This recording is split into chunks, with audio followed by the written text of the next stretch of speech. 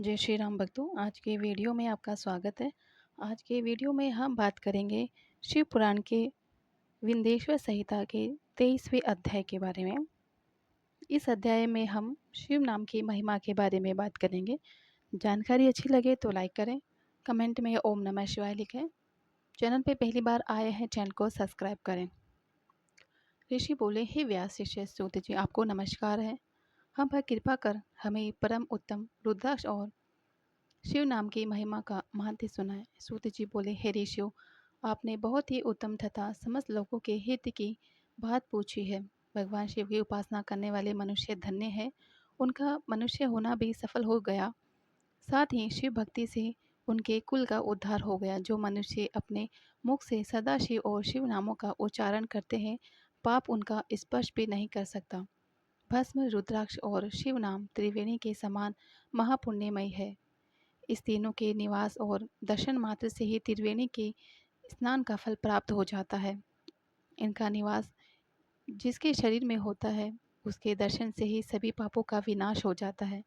भगवान शिव का नाम गंगा है, विभूति या भस्म यमुना मानी गई है तथा रुद्राक्ष सरस्वती कहा गया है।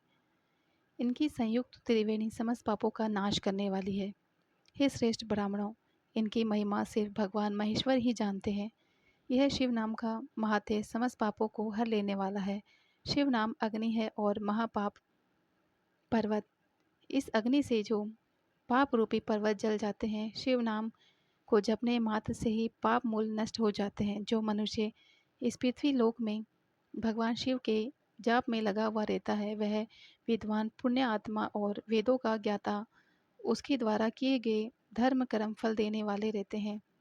जो भी मनुष्य शिव नाम रूपी नौका पार करके भव सागर को तर जाते हैं, उनके भव रूपी पाप निस्संदेह ही नष्ट हो जाते हैं। जो पाप रूपी दावा नल से पीड़ित है, उन्हें शिव नाम रूपी अमृत पान करना चाहिए।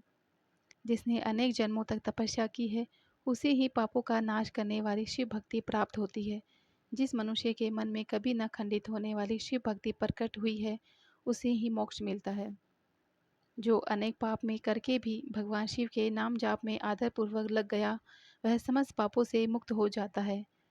इसमें जरा भी संशय नहीं है। जिस प्रकार जंगल में दावा नल से दग्ध हुए वृक्ष भस्म हो जाते हैं, उसी प्रकार शिव नाम रूपी दावा नल से दग्ध होकर के सारे पाप भस्म हो जाते हैं।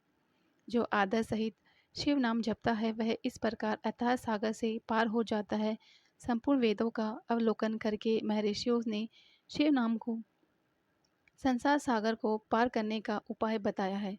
भगवान शंकर के एक नाम में भी पाप को समाप्त करने की इतनी शक्ति है कि उतने पाता कभी कोई मनुष्य कर ही नहीं सकता। पूर्व काल में इंद्रद्युम्न नामक एक महापापी राजा हुआ करता था और एक ब्राह्मण युवती जो बहुत पाप कर चुकी थी। शिव नाम के प्रभाव से दोनों उत्तम गति को प्राप्त हुए।